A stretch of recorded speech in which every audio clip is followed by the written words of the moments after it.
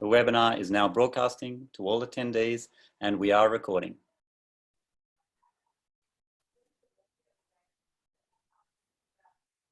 If only we had something to talk about, Robbie.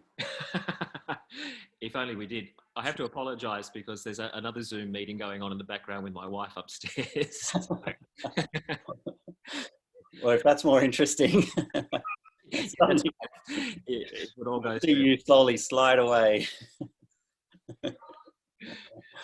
Yeah. All right. So you're going to start things off, Sacha? Yes, I am. And I don't know how long we should wait. I see 78 participants. Mm-hmm. And given the nature of this sort of webinar, they can hear us, but Good. We can't hear them. Well, that's a shame, but I guess we'll have to. But I might wait another maybe minute or so because I think Rosa is still letting people in. People have to be let in manually. Yeah, okay. Well, they're a little bit late, aren't they? Shouldn't they have? Well, I don't know if they're late or if just the process. You know, she's on the door, she's letting people in, checking their IDs. Yeah. Are they all coming with the right attire, or are they getting turned away to the wrong pants, the wrong shoes? Exactly. Yeah. Well, I will do that acknowledgement of country, but we're up to 84. Lynn Dalton has raised her hand. I should mention at the outset to folk who are joining us here this evening that because I've been lucky enough to be going into work each day, I haven't done very many Zoom meetings, and this is my very first ever webinar. So apologies in advance for any cumbersome behaviour this side of the computer. Let's put it that way. Yeah. We're all learning. Yeah. We're all very much learning. And I just also at the outset have to apologise because my dog has just gotten off the couch and it looks like he's about to start barking. So yeah, that'll set our dog off and then we're away. Well, let's kick it off, shall we? I might say hi to everyone. Yep. Hello, my name is Sacha Molitorisz. I'm a postdoctoral research fellow at the Centre for Media Transition at UTS. Thanks for joining us. Before joining UTS, I worked at the Sydney Morning Herald. Before that, I studied law. The first thing that I would like to do is acknowledge that we're meeting in many places in this weird virtual way that we're meeting. Not one place, but I specifically want to acknowledge and pay respect to the Gadigal people of the Eora Nation, upon whose lands and waters many of us live and work. And to their elders, past, present and emerging, we acknowledge them as owners of country and the holders of knowledge, really importantly for this place. Their land was never ceded. And I want to say all that not just as a mere formality. Place and privacy are really closely connected, as I'll go on to talk about. But what place are we in at the moment? We're all in these different places. I'm in my home, just a few kilometres away from where Captain James Cook stepped ashore and gave the place a new name. That was 250 years ago and one day. Exactly. And you're all over the place. We'll find out more about where you are exactly as we go on. So we're all in this weird virtual shared place called Zoom. Even as we're in our own bedrooms or living rooms or kitchens or wherever we are, thanks to the internet and our devices. So I'll come back to that point because it's really important about and relevant to privacy. But I want to offer you, I want to say cheers. This is a book launch. Cheers, Robbie. Here are some cheese and crackers, if you can see. It's customary, I believe, for a book launch. And the official launcher today is the formidable, the wonderful Robbie Buck from ABC Radio Sydney. So I'm going to hand over to him. Thank you very much, Sacha. And yeah, good evening, everybody. And I too would also like to recognise the traditional owners too. And also recognise my dog, who looks like he's going to be causing a few problems for us this evening, but we'll see how we go with that. Look, it's a great honour to be able to help launch this book tonight. It's actually an issue which I have a real interest in, but reading Sacha's book, realise I don't know nearly as much as I actually thought I did. It's an incredibly thorough book. It's also very easy to read, which is good. Sacha and I have known each other for a long time. a very long time, over 20 years. And we used to catch up at music festivals and drink beer and talk rubbish. And since that time, of course, Sacha has scaled the heights of academia in so many ways and has refined his mind tremendously, as you can see in this book. I, on the other hand, have pretty much hit a plateau about years ago and continue on that route. But not true. No, it is true. But privacy is something that we are all concerned about. That concerns all of us, obviously. I would like to congratulate Sacha on having the foresight to write a book about net privacy and release it in the week when the entire country is debating the notion of net privacy, the week that we have an app which is supposed to be saving the country. But of course, there is a lot of discussion about what government apps do and surveillance does. So well done on the timing, may I say. It is obviously somewhat ironic to be launching a book about net privacy from my own living room with a group of very beautiful strangers, may I say, but via a net platform which is renowned for being not very private at all. So in that way, I guess there's a lot of ironies going on. What we're going to do tonight is have a bit of a chat. Sacha and I are going to do a little bit of a chat. But you are very much a part of the launch of this book. If you haven't had a chance to read it, that's okay. A lot of the issues are, you know, I guess they're not universal, but they're issues that we speak about a lot. The law, the nature of privacy, how we view privacy, what is privacy, all those kinds of things. You will get the chance to ask questions. There's a Q&A button down at the bottom there, and we really want to hear from you and hear your questions as the evening goes on. You can also let us know any technical information or anything else that we should know in the chat icon. Like I said, I'm fairly new to these webinars. And we'll try and do our very, very best.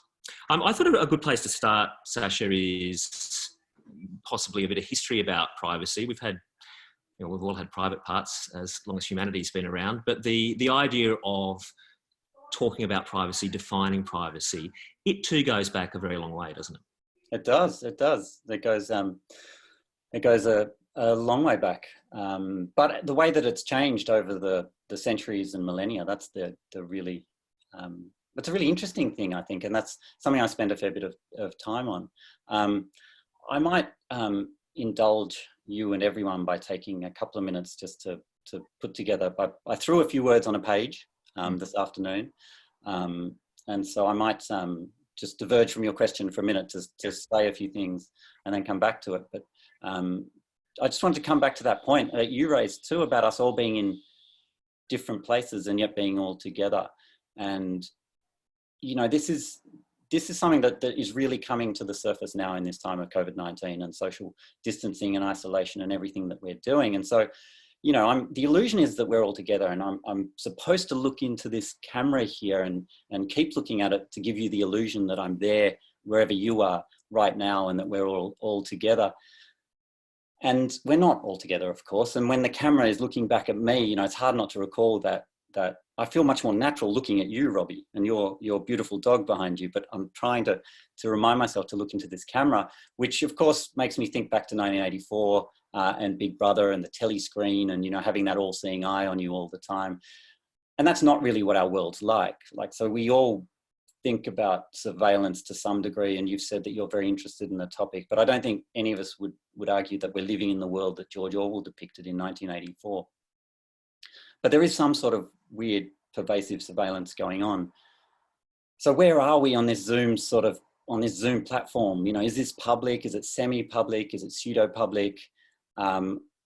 All sorts of questions arise just by thinking about what sort of space we're in, what privacy norms ought to apply, you know, what legal protections count. Will anyone Zoom bomb us? New words, all these new words entering our vocab.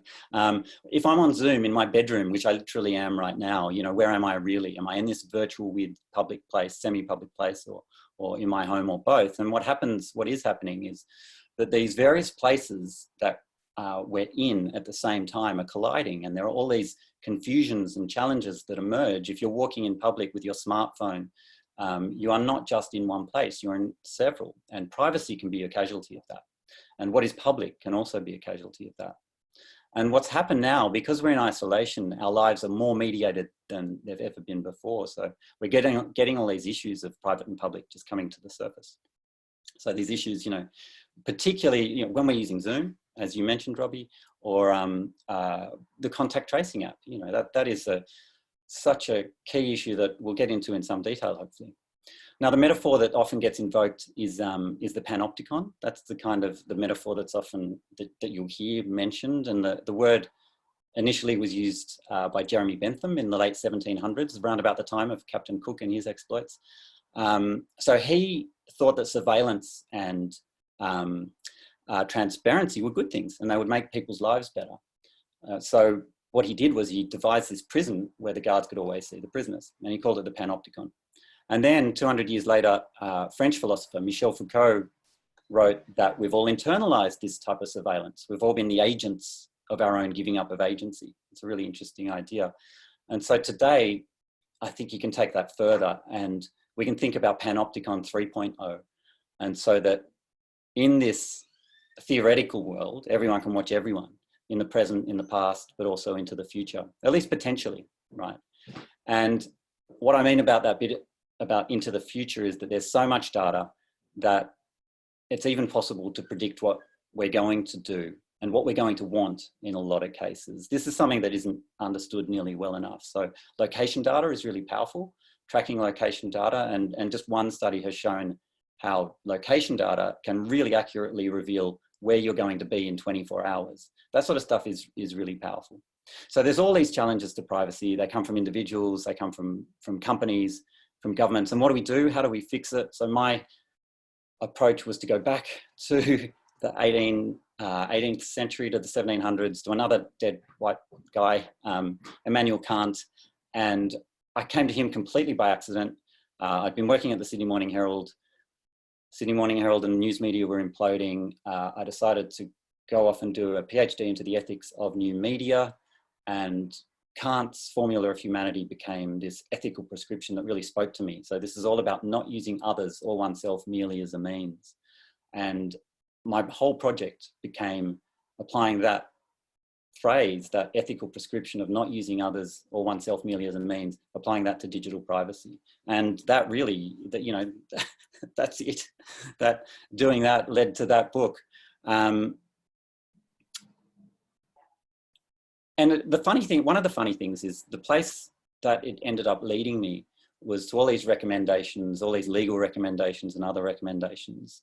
And they turned out to be very similar to what the ACCC recommended last year when it came down, when it handed down the final report of its digital platforms inquiry. So for instance, that the European General Data Protection Regulation is a really good template. It's a good place to start. It has a lot of good provisions. Good. Very well said, may I say. Well, let's talk a little bit. Let's talk a little bit about where we find ourselves in 2020 and how we've got there. Maybe just in the last 20 years since you and I first met, for example. Because whilst you would like to think that that we as customers aren't being used just for a means, we are, of course, entirely being used just for a means, and that idea is just being compounded and seems to grow and grow.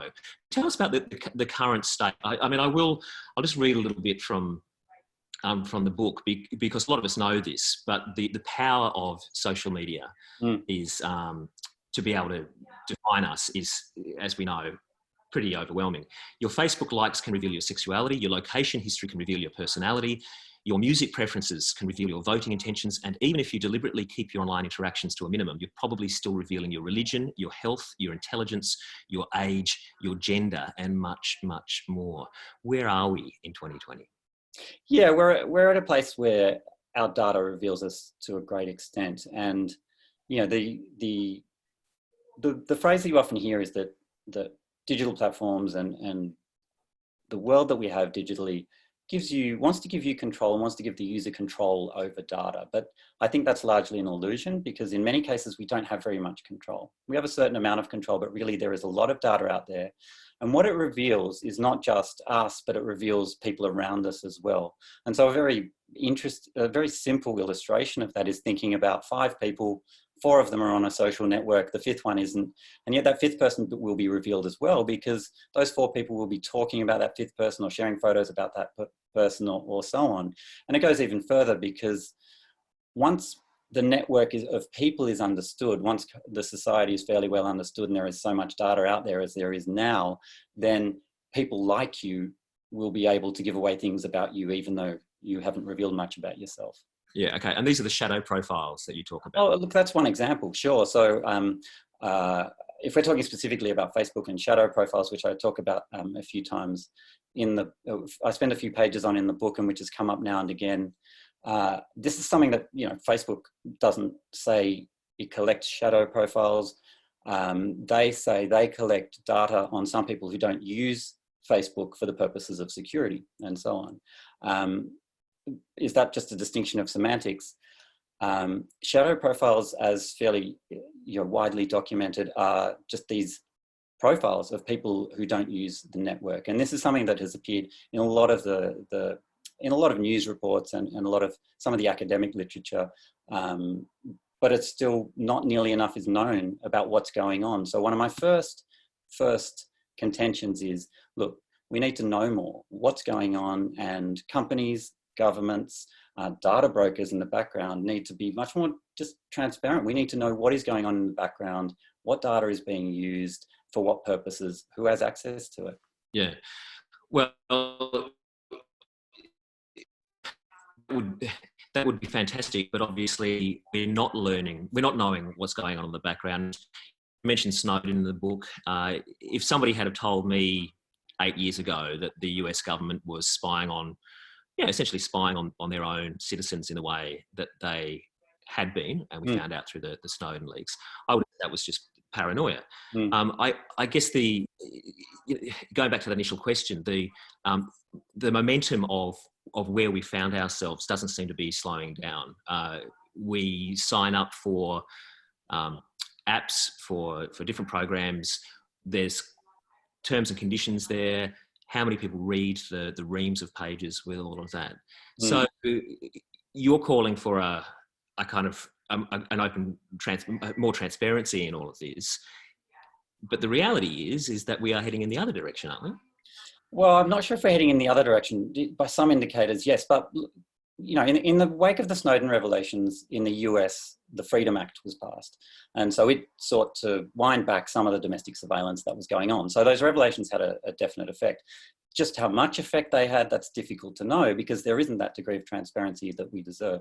Like if we're talking about government surveillance, we just deserve a basic, in a country like Australia or the US, the people, we are represented by the government represents us, and we deserve a basic degree of transparency about the law. A law is not likely to be a just law if it's a secret law, right? It's a fundamental principle. So as to your momentum question, another big innovation was the passage of the Gdpr in Europe, I think, the General Data Protection Regulations. So there are these, there are things that have been passed, including, there are laws that have been passed and steps that have been taken that I think are addressing the momentum and hopefully shifting the momentum, and yet it's going to be very difficult. What I think needs to happen is more steps in that direction. Okay, as I mentioned, you're very clever to release your book the week that everybody's talking about an app that the government has developed to hopefully get us out of lockdown. And there are lots of questions on the Q&A tab. So if you want to throw a question our way, just type it in there. I'm going to go. Tim Dwyer has put it quite nicely. Sacha, would Kant download COVID safe? What would be a priority for him ethically? Yeah, that's a great question. Thanks, Tim. I think about that a lot. What we can't do, and that's a question I then address directly in the conclusion of the book. And clearly, Kant would be pissed off with a whole lot of stuff that's going on at the moment, right? So you can draw from his formula of humanity that idea of informed consent. So here, let's ask ourselves this question: is that contact tracing app really effectively allowing people to give their informed consent to what's going on. I think on balance, actually, the government's done a pretty good job. I have some concerns with it. I'm not so sure about Amazon. I would prefer that this data were going to be kept not on a central server, you know, that it was decentralized the way that other proposals have suggested. But I think by and large, the government's been pretty consultative, and it gets the balance right in this time of crisis where there's this major public health crisis. So we're balancing privacy against public health, and in a way that seems to be pretty transparent. So I think they're getting it right. I imagine Kant would say, look, in this case, it sounds like a fairly fair approach. My addition to that is that too often we haven't taken this sort of fair approach, and governments haven't taken a fair approach. So we need to rethink some of the laws that have been passed previously. And we certainly need to take this approach into the future, that privacy is considered with all sorts of other new laws. Yeah, and that does sort of lead us into a little area that you investigate in the book, which is the balance between privacy and the right to know for the benefit of the rest of society. In this case, the COVID app is a really interesting one because it's supposed to help all of Australia by foregoing some of your privacy. You're helping the rest.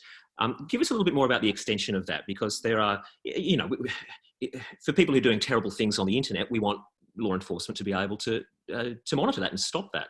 So where is the balance with that? Yeah, that's a great question, and that's a really tricky question, but that's what we need to do. So I argue throughout that privacy really matters. It's really important, and we're not valuing it enough. And certainly some of the laws that have been passed, some of the approaches that have been taken, some of the practices of various companies, they don't value privacy enough. But we can't value privacy absolutely. That would be absurd. Just like we don't want to value freedom of speech absolutely. We need to keep it in balance with other rights and interests. So COVID-19 makes this really clear. Right now, it's a great time to have a contact tracing app. If, you know, according to all the disease experts that I've heard, let's do it in a way that has been proposed. Sounds fair enough. At other times, I would say with government surveillance specifically, let's have much more transparency, much more openness, and a proper conversation with government about what is acceptable and what isn't. Now, this isn't saying that government can't have any secrets, right? I think we can all agree that in the interest of national security, it's acceptable for government to have discussions behind closed doors and to have some secrets. But I don't think it's acceptable that as a general practice, there are laws and policies that are secret, that are kept from the public. And yet we are in a country where we only discovered a few months ago that there was basically a Star Chamber trial that was held without anybody in the media or the legal fraternity knowing it. So there are events that are going on, obviously, behind the scenes, which we are not privy to, and we're told that we're not allowed to be privy to, I guess. Let's go to another question. Throw them up on the Q&A. Somebody had a question here about what we're worth as individuals when it comes to monetizing our profiles and our data. David Bond has written, given the statements regarding first-person data being more valuable than oil, what opportunities will there be for us as owners of this data to monetize? What are we worth? What's how do they use our data to make money out of us? Yeah, great question. So the starting point for Kant is that we have this value, right? We have this dignity, autonomy, reason. They're all interconnected, and that's where we get human worth from, right? So that's the irreducible worth of each of us as humans. So that's something that you can't sell, right? And that from that principle, you get this idea that it is never acceptable. It doesn't matter what culture we're talking about or what time, to have a slave, right? And similarly, perhaps there are certain aspects of privacy that can't be bought and sold or shouldn't ever be bought and sold, right?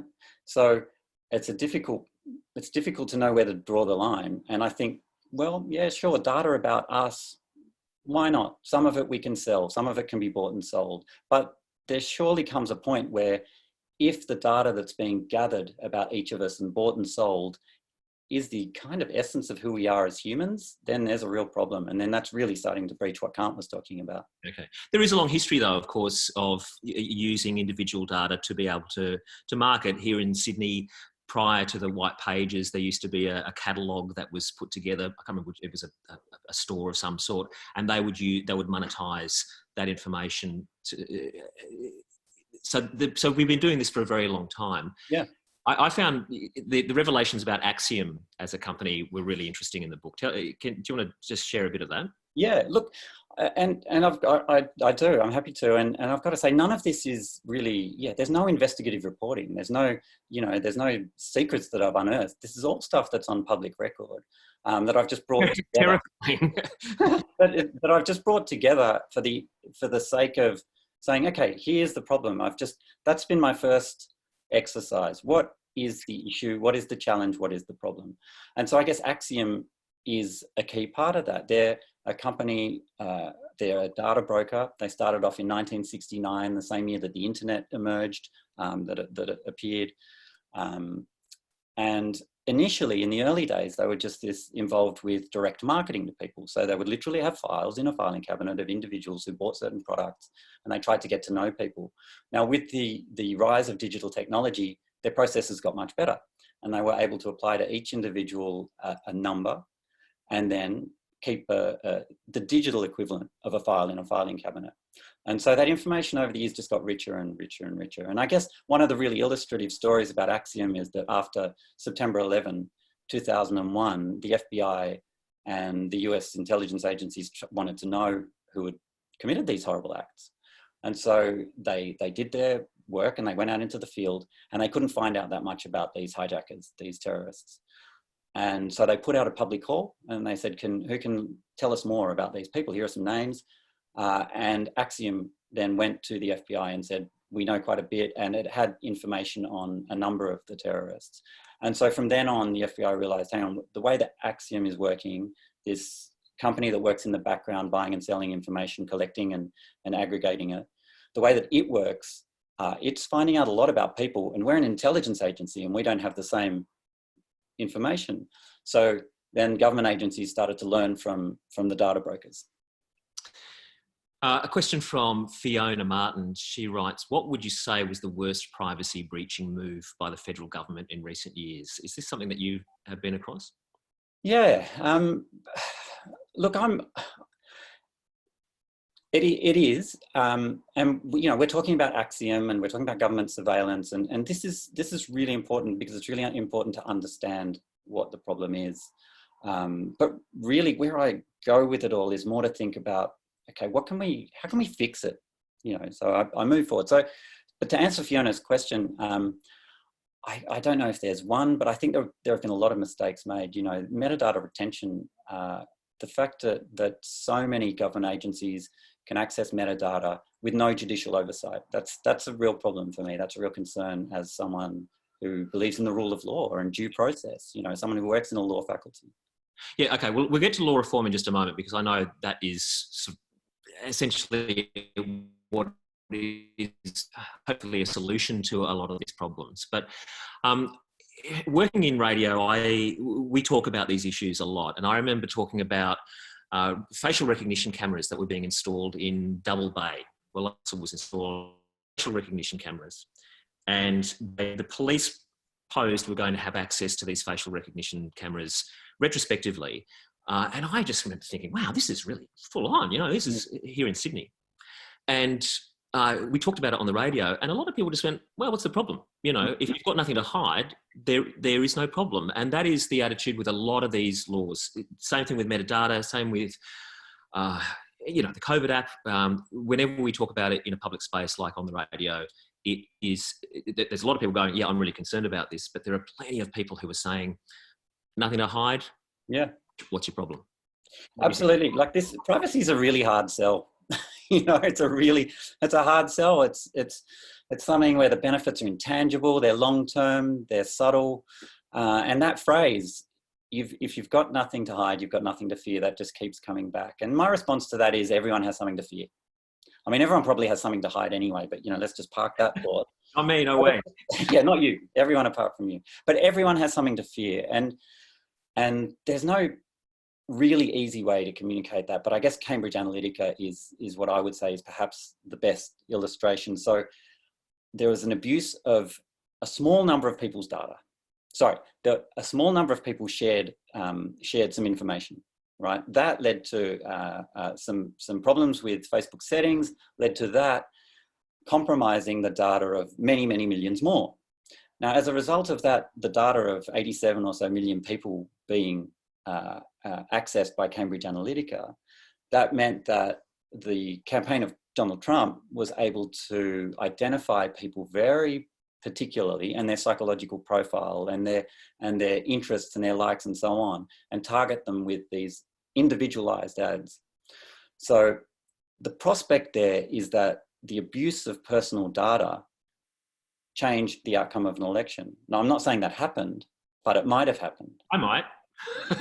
Yeah, but it's very possible. It's possible that happened. Certainly, the potential was suddenly clear that if people's personal data is compromised to a sufficient degree, then perhaps democracy can be compromised as a result with these hidden manipulations. So the basic point that I take from all that is that once our information is revealed, and even if it's the information only of some people, then we all become vulnerable. And this is a key point, that my privacy matters for you and vice versa. There's this relational nature, collective network nature to privacy and why it matters. So in other words, if a handful of people get their privacy compromised, that's a problem for all of us. We all have something to fear. Yeah, I nearly did a time call just then because I, for a moment, thought I was on the radio and realised I'm not. But go ahead. Go ahead. Go to bed soon, I think. Here's a question from Charles Lynham, who writes: there seems to be a generation gap in the value of privacy. Younger people seem to be rather ho-hum about it and prepared to trade off privacy for access to, for instance, social media.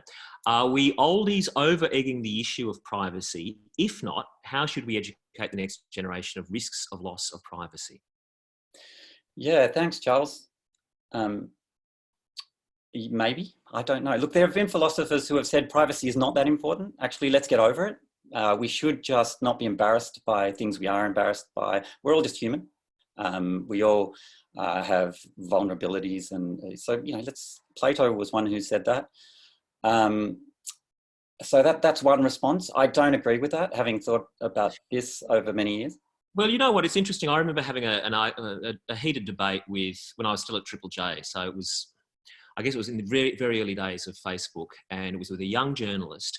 And I've never been on Facebook because right from the outset, I had these sort of issues with it, right? And people back in those early days were posting lots of photographs of them going out, getting, messy and stuff. And I said, oh, look, you know what, you might be really disappointed about how people view that in the years to come. He said, no, you don't understand. You're old. Yeah. 38 at the time, I think. You're old, and so I was old. And we are the next generation, and that we don't need to hide what we're doing. This is the sort of new the new generational approach to privacy. I mean, that obviously faded fairly quickly, but it just shows that people were quite open to, okay, well, this is all of us, and let's share it.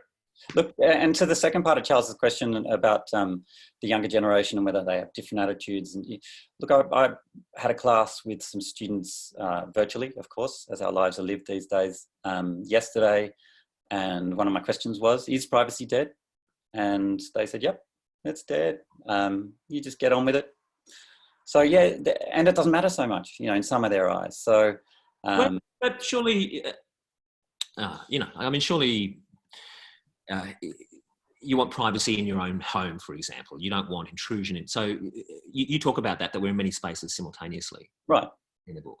But look, I would hope to be able to convince everyone that privacy does matter, and we do need it in certain circumstances. That's that is something that I believe very strongly, that it matters for a bunch of reasons. If I can, so dignity, something I've mentioned. Freedom is the real big one like that. So that's the one that philosophers always come back to. We're not, and I've mentioned this example perhaps to you before, but if you're walking down the street, you're going about your business, and then you get home, you get on the computer, you do it on your own. Okay, that's fine, that you're doing it.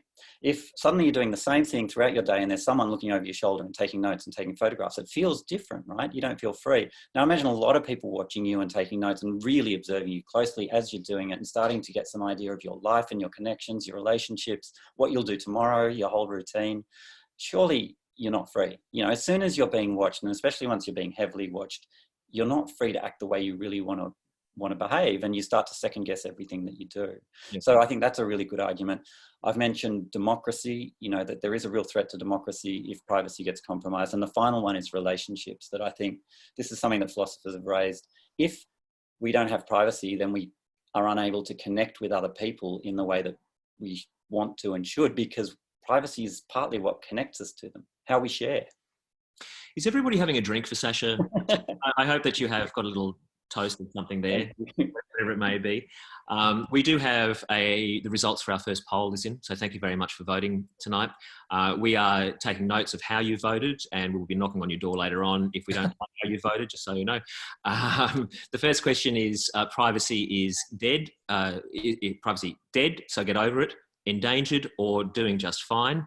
Results are in. 4% dead, so get over it. 5% doing just fine. 91% endangered. So thank you. I think that's fair. Yep, we will end that poll. Sorry, I'm just going to try and get rid of that because it's in my screen. What else have we got there? Can we counter this relentless theft? This is from Karen Baton, by the way. Thank you, Karen. Can we counter this relentless theft of our data by watering, sorry, there's a poll in front of my face, by watering down, flooding, or skewing the information we have to give? It seems this problem is here to stay and we should step up. Well, there's obfuscation, isn't there? Yeah, that's right. That's a really good point. Thanks, Karen. Yeah, so there are a number of scholars who argue that this is the best way to go. There's so much out there. What you've got to do is make more noise so that the signal gets messed up and you can't be profiled by companies or governments or so on. So obfuscation is the key word, just muddying the waters. And there are a number of strategies. There are browser extensions that send fake search requests to Google or so on to try and stop you being profiled. Yeah, okay. Let's go a little bit about law reform, because this is an area that you spend a lot of time in. What are the possibilities around law reform? We don't have a Bill of Rights here in Australia. We look to Europe, I guess, as a part of the world that tends to do this a little bit better than us. But where are we? What are the possibilities? Yeah, that is where I spend a lot of the time in the book. So I start from that ethical beginning point and then work my way through to, okay, what can we do? You know, what sort of laws do we need? But also, you know, importantly, what other mechanisms do we need? Because the law can't do everything, and there are other mechanisms. Market forces we need to think about. We need to think about social norms, and we need to think about coding and the architecture as well. But okay, to come to the law, I think Europe is a great example. I think the best simple short answer is, let's take our cue from Europe's General Data Protection Regulation. Let's tease out the best bits, and let's look to that as the inspiration for some Australian protections that can then start to be globally aligned. Like, we have this rare moment right now where the world is suddenly really aware of privacy as never before. Also, everyone involved recognises in one way or another that something needs to be done. So governments are recognising this, but also digital platforms over the past couple of years have really started to say, look, we have some social responsibility here. We have had problems. Cambridge Analytica was massive. There are other mistakes. So we've heard from Facebook, Google, Microsoft, all these big platforms. Actually, regulation is necessary, and the GDPR could be a good template. So I think that's a good starting point. Yeah. I guess, as Donald Rumsfeld once said, though, it's the known unknowns and the unknown knowns and the known known knowns, which is the big problem here, isn't it? Because you can draft laws, and of course, if governments don't follow those laws, then it's something different. Here's another question. This is from Rolf, who writes, when considering privacy, we all think about governments monitoring our secrets, and fair enough. On a smaller scale, though, isn't one of the biggest problems the marketeers at a basic level that don't even contemplate that there's such a thing as privacy, and whatever data they collect will go to Salesforce or to Google, etc., and be aggregated. How can awareness be raised about that? Should it be raised about that? Yeah, I absolutely think that. So as I mentioned in my previous answer, so the law is really important. I'm a big believer that, well, especially in Australia, the law is inadequate, okay? But it's not all. We need to do other things. And I think raising awareness is huge. So we're talking there about social norms. Social norms need to change, I think. And you can't just click your fingers and change social norms. That won't happen. But, let's have more media literacy. I mean, really, let's have more digital literacy. I just, my kids, I want them to know about, they probably get a bit in their ear from me, so, Surprise. Kill surprise. Yeah. But that is a good point. And that goes back to that momentum point I was making before, is that we were so quick to relinquish our digital lives and digital selves and rights to privacy. So quick. Is the genie out of the bottle for us? We do need to take some responsibility. Absolutely. When we can't just say, look, come and protect us, law, and so on. So yes, we do need to think about what role do we play. And I get there to the point of saying, okay, let's think about the right to privacy, but let's also think about the duty to privacy. Okay. The right to privacy means nothing if the rest of us and governments, companies don't observe it by respecting the duty to privacy. I don't think it's too late. I don't think the horse is bolted, but there's a lot of work to do, and we each need to think about, okay, what's our responsibility? How can we do the right thing here? I mean, you do mention China in the book a little bit, but I guess the way that China has evolved with their social credit system in the last few years is pretty terrifying for everybody looking on, because you see what the possibility is with this kind of technology infrastructure and how it can be used for control. Yeah, absolutely. Look, I don't spend that much time on China because it's not my area of expertise. Yeah, okay. Right? So, and the problems as I see them are really the same, just on a different scale and in a different social context. But yeah, the social credit system is terrifying. And yet, as many people have noted, though, there are not quite as invasive equivalents in the US and Australia. Credit scores or new algorithms being developed for people to assess their prospective babysitter. Yeah. Okay. And the facial recognition aspect of this as well is, I guess, a whole world of possibility. Well, it is. That's right. And so there are reports that China is building a facial recognition database of everyone in the world, not just all Chinese citizens. So there's that. And meanwhile, you get San Francisco banning the use of facial recognition technology. So you get these real contrasts. And here, the Human Rights Commissioner Ed Santow is calling for a moratorium on the use of facial recognition. So that is an issue that's really right at the cutting edge. And you get a company like Clearview AI at the forefront here too.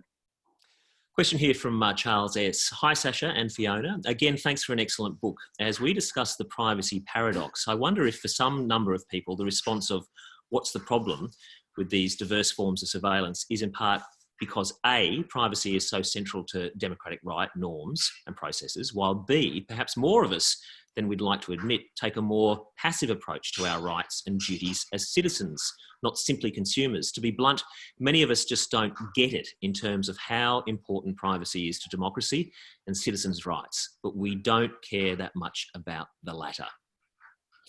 Yeah, I think that's beautifully said by Charles. Look, Charles, just by way of background, is a professor who is a wonderful digital ethicist in Norway, who was one of the very generous people who said some kind things about the book.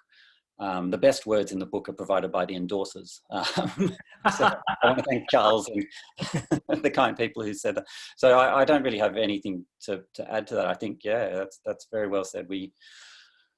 It's a very complicated issue. Many people don't care enough, but I would say that just comes from a place of this being such an intangible, subtle, difficult concept. Yeah, but you do make the point that there is a lot of academics or philosophers make a direct link between a culture of surveillance and authoritarianism. Right. And that is, that is a bit of a no-brainer, but that's kind of why we talk about it. Yeah, I'd say that's not a good thing. Yeah. I'm glad you said that. Yeah. Authoritarianism is obviously one of the key. There is this connection that philosophers regularly make between the idea of losing your privacy, of a surveillance state, then taking away our freedom to such an extent that it'll enable authoritarianism.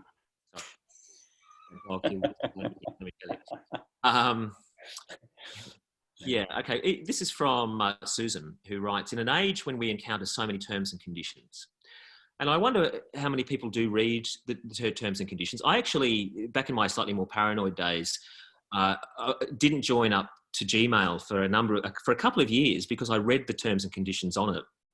And essentially they said that they owned everything that I sent in the email. I don't know if that's still the case. And I thought, well, bugger you. And then eventually I just went, well, actually it's a really good email system, so I'm going to use it.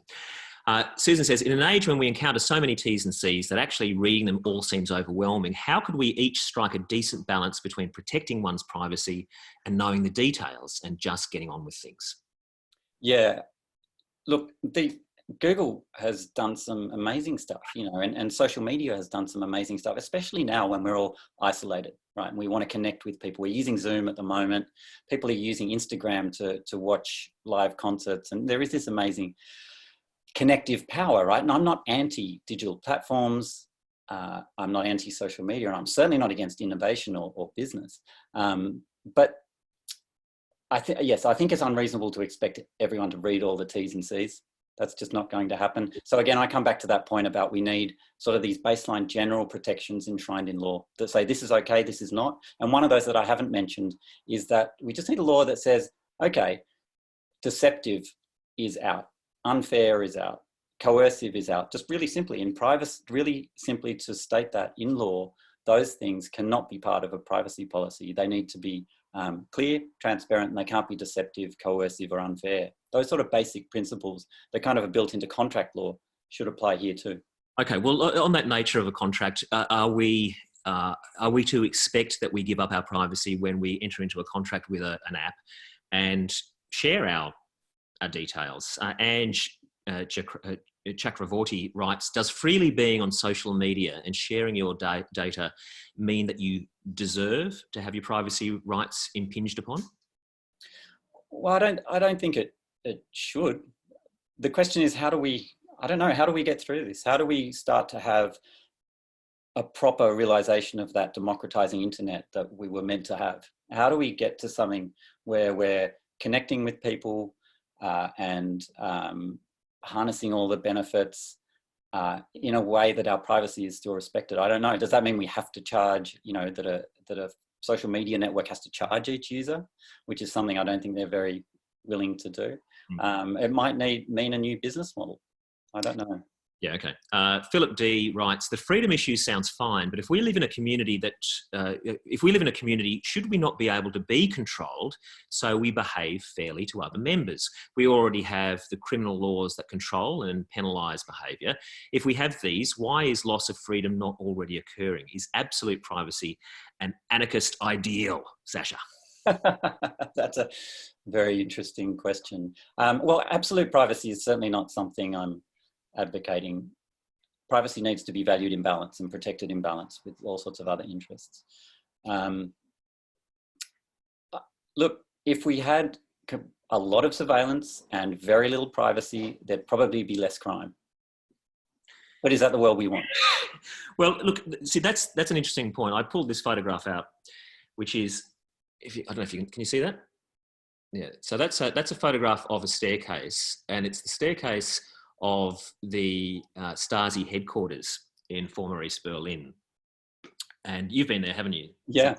Yep. And what really strikes you when you go to the former Stasi headquarters is the banality of it. It's a bit like walking through a 1960s or 70s library, sort of, one of those kind of boring buildings.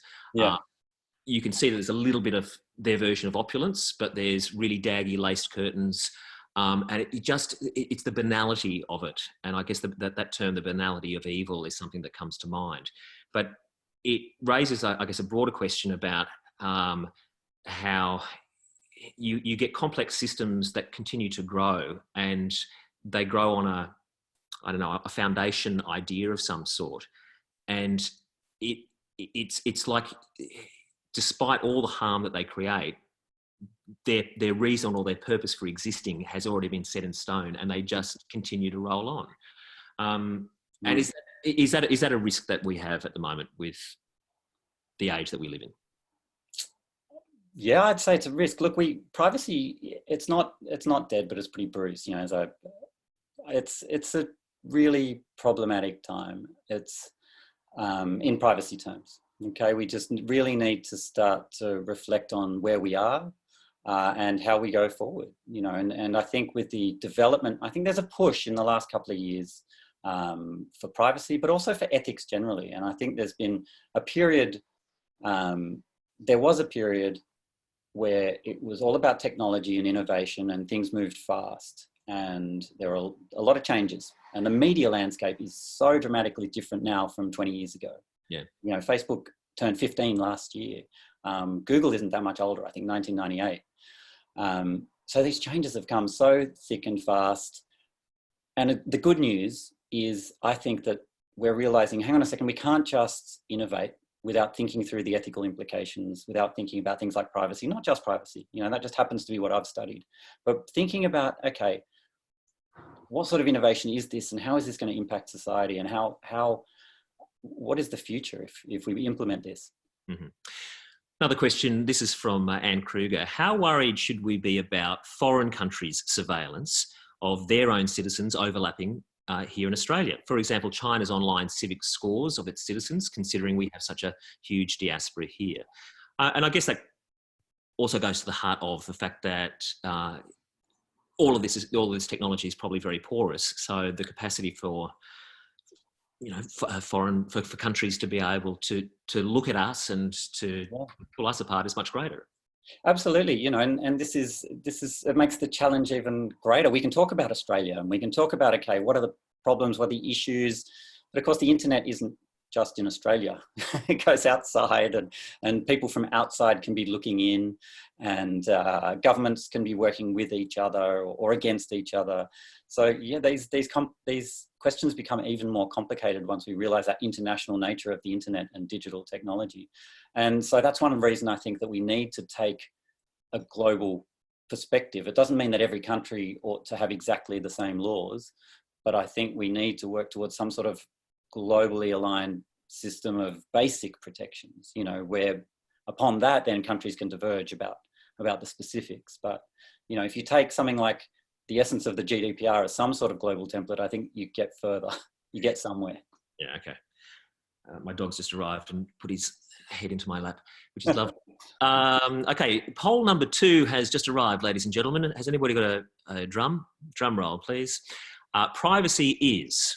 This is poll number 1, dressed up as poll number 2. Is it okay? Right. Good. Well, you know, like I said, I'm an expert in these areas, so good. Okay. Privacy is. Oh, we've done that one, haven't we? Yeah. Okay. Yeah. All right. Sorry.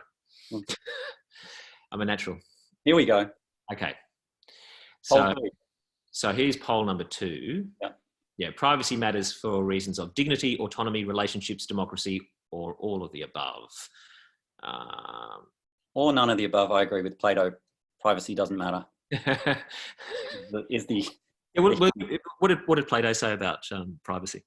Well, just I guess at that point that I gave in overview earlier, that we'd be better off without it. You know, we should just connect with others, realize that we all have the human condition in common, and there's no reason to be embarrassed about this or to hide that. We should just share and be communal and realize that humanity is a collective thing. This is paraphrase badly. Yeah. Here's a question from Jeffrey Dolphin. Trading privacy for value, for example, on Facebook, is a trade which is almost fair. It's the ubiquitous and secret data collections with no opt-in which needs to be exposed. Can we get a law in place to allow us to examine those data sets? How would we do so if data is offshore, for example, TikTok facial recognition? The conspiracy around that. I mean, that's a good point. Here in Australia, how are we going to be able to enforce laws for big multinational giants, especially, I guess, in countries that aren't so interested in our laws? Yeah, yes, that's a very good question, Jeff. But I think you have to have a go. You have to pass the laws that you think are fair and that will work, and then see how you can implement them as best as you can. And so even if it's a company that is based overseas, whether in China or San Francisco, if they're operating in Australia, they need to be subject to Australian laws. Kayleen Manwaring writes, many people focus on social media, web browsers, etc., where there is some illusion of control that we can choose to give our data away. But do you think a greater concern comes from more unobtrusive data gathering? For example, the data gathered from smart cars, digital assistants like Google Home and Alexa, healthcare devices like internet-connected insulin pumps, I guess, the Fitbit apps and all those sorts of things, yeah. Yeah, that's right. So Facebook and various others are the focus of attention, but yes, I think things like fitness trackers, self-trackers, I think the data that they collect is so sensitive. Health data, how many steps you take, what your sleep is like. There was a great Fitbit data. It shared information about when people wearing their little bracelet were having sex. And this was many years ago, and that was a problem that they fixed pretty quickly. But yes, it's all these other ways. So the internet and media are just so much more and more and more a part of our lives. We just use our phones more and more. We use our car is internet connected. So we're increasingly living our lives on the internet, you could say. And as that happens, more and more of us is being shared. All right, just time for one or two more before we wrap it up this evening. Wondering, this is from Caitlin McGee, wondering what you say to the typical response of, I'm not doing anything interesting enough for my data to be misused. And this came up a lot when we were talking about COVID Safe on the radio this week, actually. Yeah. Yeah, I guess that's a variation of if you've got nothing to hide, you've got nothing to fear. I still think it's problematic, and maybe the most obvious point for me is that point about democracy. Even if you're not interesting, you're still vulnerable to being swayed, to being nudged into behaving certain ways, possibly to voting differently, whatever it is. But something like democracy might become a bit vulnerable if too much about you is known. And you might just suffer because other people, their data is being compromised. Mm.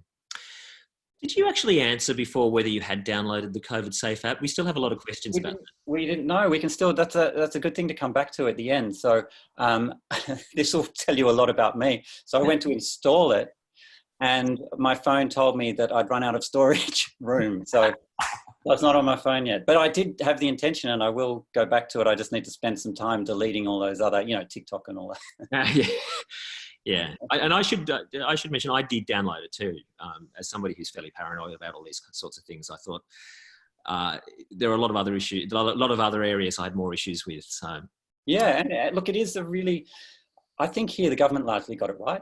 It really did think about privacy, talk about privacy. It's not perfect, but they made a good attempt, and what's at stake is huge, right? Saving lives. So what I really want is that the discussion opens up, it keeps going, and that we take this approach into other laws and law reform generally. Okay, the results of another poll, ladies and gentlemen. Drum roll, please. Privacy matters for reasons of dignity, autonomy, relationships, democracy, all of the above, or none of the above. So dignity came out at a whopping 4%, autonomy 4%, relationships 0. Stone cold frigid. Democracy 7%, none of the above 4%, and all of the above, the winner at a whopping 81%. So thank you for that. That's very good.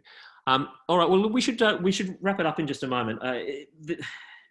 If people want to find the book online and buy it online, give us a little bit of a sell. Yeah, there is a Linktree link that we'll share, that Rosa will share on the chat.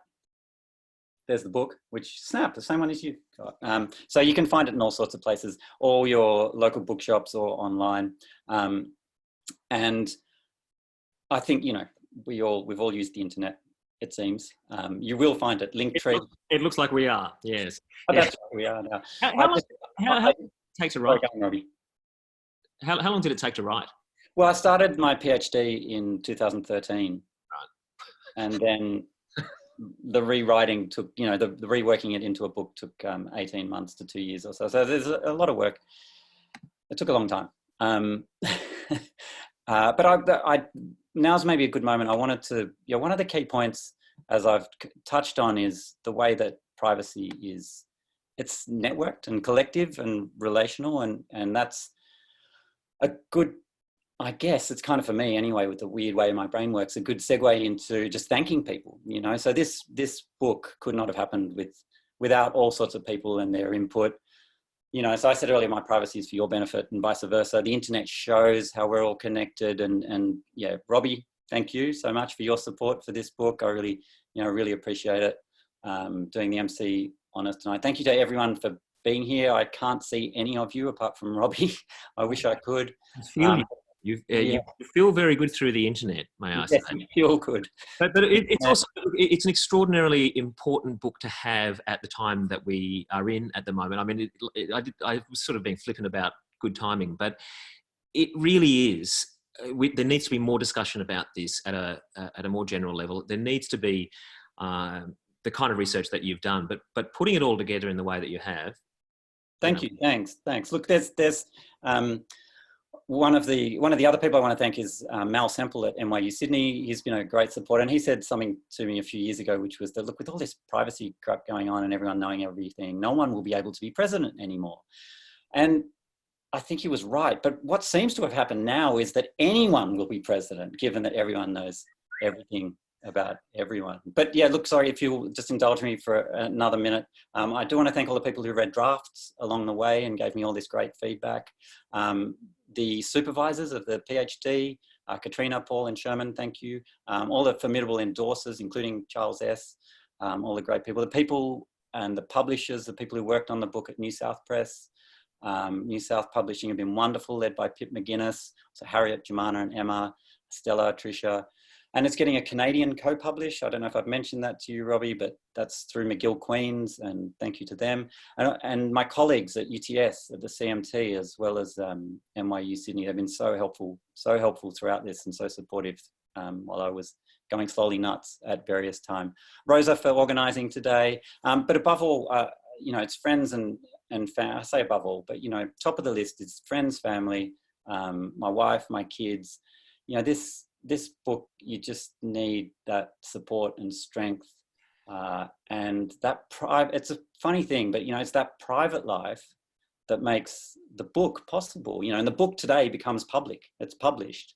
You know, this is the moment tomorrow, May 1, officially, it becomes public, but the public doesn't exist without that private stuff going on in the background. And private and public are anything but these binary opposites. You know, they need to coexist and interlock. So thank you for indulging me. Oh, well, thank you. And now we know what the inside of your house looks like too. We've well and truly invaded your privacy. To finish up with, we have the final poll this evening, and the most important poll, let's face it, folks. I prefer Zoom book launches over real book launches because the wine and cheese are better, the company is better. I won't find myself in awkward conversations with the author, or actually I quite like real events and real people. The wine and cheese, I prefer Zoom book launches over real book launches. The wine and cheese are better, 8%. The company is better, 2%. I won't find myself in awkward conversations with the author afterwards, 17%. There you go. But the winner with a whopping 73%, ladies and gentlemen, is actually, I quite like real events and real people. That's somewhat reassuring. Here, absolutely. Thanks, guys. Thank you, Robbie. No worries, Sacha. Thanks, everyone.